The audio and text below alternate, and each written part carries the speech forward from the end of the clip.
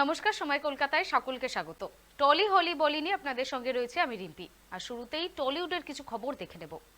Modelling থেকে career শুরু করে অভিনয়ে নিজের পরিচিতি তৈরি করেছেন তনুশ্রী চক্রবর্তী। দর্শকরা দেখে এসেছেন তিনি বরাবরই সিরিয়াস চরিত্রে অভিনয় করেছেন। সম্প্রতি অভিনেত্রী তনুশ্রী চক্রবর্তী তার বাংলা ছবির প্রচার করতে গিয়ে জানালেন তিনি একটি হিন্দি ভাষায় কাজ করছেন। সেই ছবিতে তার বিপরীতে আছেন সিলভার স্ক্রিনের অ্যাংরি ম্যান সানি দেওয়াল। তনুশ্রী জানিয়েছেন তিনি বর্তমানে কমিক চরিত্র করতে বেশি ইচ্ছুক। তবে বলিউডে সানি দেওয়ালের সঙ্গে শুটিং চললেও সেই বিষয়ে খুব বেশি কথা বলেননি তিনি। এছাড়াও সম্প্রতি হায়দ্রাবাদ বেঙ্গলি ফিল্ম ফেস্টিভ্যালে শ্রেষ্ঠ অভিনেত্রীর পুরস্কার পেয়েছেন ডিপ ফ্রিজ ছবির জন্য।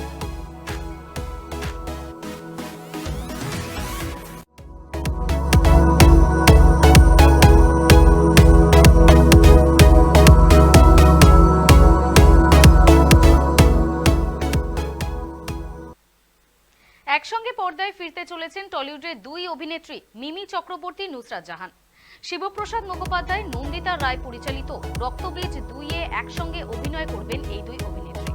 কোন চরিত্রে নুসরাত জাহানকে দেখা যাবে তা এখনো পর্যন্ত জানা যায়নি। এই ছবিতে মিমি, নুসরাত ছাড়াও দেখা যাবে বর্ষিয়ান অভিনেতা ভিক্টর বন্দ্যোপাধ্যায়, অঙ্কুশ, কৌশানী এবং সোহমকে। এক প্রকার বলাই চলে ছবিতে একাধিক চমক থাকতে পারে। 2023 সালে মুক্তিপ্রাপ্ত ছবি রক্তবীজ বক্স অফিস কালেকশনে খুব ভালোভাবে সাড়া ফেলেছে। রক্তবীজ 2 এবার কতটা সাড়া ফেলতে পারে এখন সেটাই দেখার।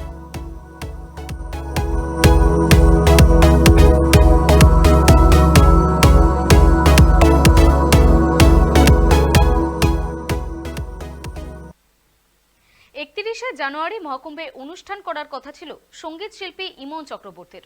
তবে পদপিষ্টের ঘটনার জেরে সেই অনুষ্ঠান বাতিল হয়। এবার উৎসবের একেবারে অন্তিম লগ্নে প্রয়াগরাজে স্বামী নীলাঞ্জন ঘোষের সঙ্গে উড়ে গেলেন তিনি। বৃহস্পতিবার মহাকুম্ভের অনুষ্ঠানের মঞ্চে তিনি প্রায় 1 মাস আগে থেকে মহাকুম্ভ 2025-এর প্রস্তুতি শুরু করেছিলেন ইমন।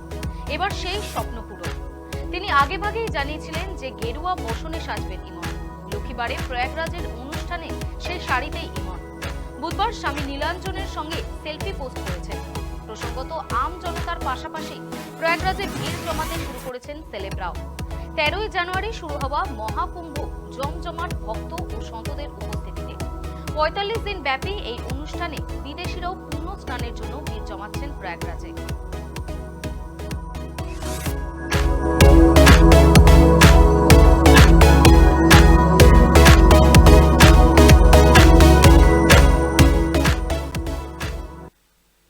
মহাকুম্ভে পৌঁছে গেলেন অপরাজিতা আড্ড। 144 বছর পরে শুরু হয়েছে এই মহাসমাগম। একে একে যোগ দিচ্ছেন সকলেই, বাদ থাকলেন না বাংলার অভিনেত্রীও। সমাজ মাধ্যমে নিজেই শেয়ার করে নিলেন সেই মুহূর্ত।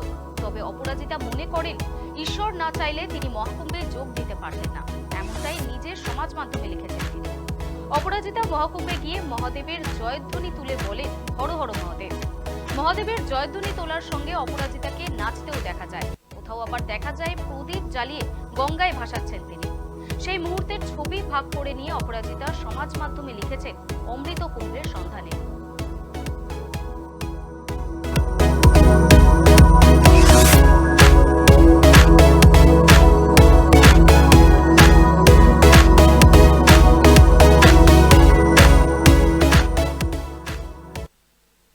আছে বলিউডের খবরের দিকে। 9-এর দশকে একের পর এক সুপারহিট সিনেমায় অক্ষয় খান্নার অভিনয় মন জয় করেছে দর্শকদের। তারপর সেভাবে আর পর্দায় দেখা মেলেনি অভিনেতার। বর্তমানে ছাওয়া ছবিতে ফের মন কেড়েছেন তিনি। প্রশংসিতও হচ্ছে তার অভিনয়। অনেকদিন পর এমন ঐতিহাসিক চরিত্রে দেখা যাচ্ছে তাকে। তবে সিনেমার সাফল্যের মাঝেই অক্ষয়ের পুরনো বেশ কিছু ভিডিও ভাইরাল হয়, যেখানে অভিনেতাকে বিয়ে এবং সন্তানদের নিয়ে কথা বলতে দেখা যাচ্ছে। 49 বছর বয়স তার, কিন্তু এখনো বিয়ে করেনি তিনি। অনেকের মনেই তাই প্রশ্ন উঠছে, আর কবে বিয়ের পিঁড়িতে বসবেন অভিনেতা। এই বিষয়ে অক্ষয়ের অবশ্য স্পষ্ট বক্তব্য, বিয়ে করতে তিনি চান না, কারণ বিয়ের জন্য তিনি নিজেকে উপযুক্ত বলে মনে করেন না। শুধু তাই নয়, সন্তান দত্তক নেওয়ার ব্যাপারেও কোনো চিন্তা ভাবনা নেই আপাতত, এটুকুই জানিয়েছেন তিনি।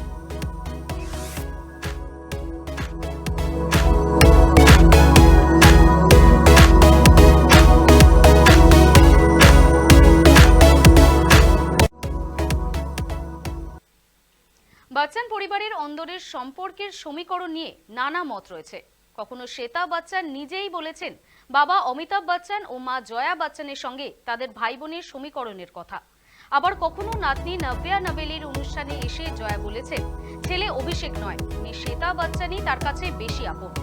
এবার অমিতাভ কौन बनेगा करोड़पति 16 মঞ্চে জানালেন বেঁধে রাখতে হয় মেয়ে শ্বেতাকে, না হলে পালিয়ে যান তিনি।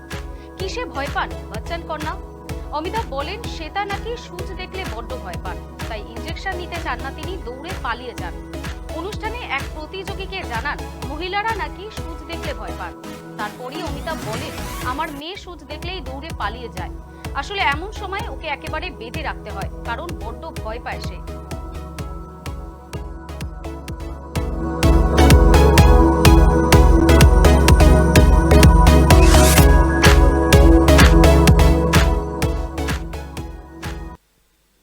ইতিমধ্যে বহু তারকাকে দেখা গেছে প্রয়াগরাজের ত্রিবেণী সঙ্গমে স্নান করতে, কেউ একা তো কেউ পরিবারের সাথে। এবার সেই তালিকায় জুড়ল নিমৃত কৌর। মহাকুম্ভে গিয়ে পুণ্যস্নান সারলেন অভিনেত্রী। সেই পুণ্যস্নানের বেশ কিছু ছবি সমাজ মাধ্যমে ভাগ করে নিয়েছেন। পরনে গেরুয়া বস্ত্র, গলায় রুদ্রাক্ষের মালা, এইভাবেই ত্রিবেণী সঙ্গমে ডুব দেন নিমৃত। ছবি পোস্ট করে নিমৃত লিখেছেন এই অভিজ্ঞতা আমি ভাষায় প্রকাশ করতে পারছি না। মহাসমাগমে যোগ দিতে পেরে নিজেকে সত্যি ভাগ্যবতী মনে হচ্ছে। শিখ পরিবারে বড় হয়েছে আমি, তাই কুম্ভ স্নান আমাদের কাছে সত্যি একটা নতুন বিষয়। এই ঐতিহাসিক মহাকুম্ভ দেখে আমি এর নেপথ্যের ইতিহাস ও পুরাণে ডুব দিতে বাধ্য হয়েছি। নানা বয়সের মানুষ মহাকুম্ভে যেভাবে যোগ দিচ্ছেন তা দেখে অভিভূত হয়েছে। পাশাপাশি পুলিশ প্রশাসনকেও ধন্যবাদ জানিয়েছেন অভিনেত্রী।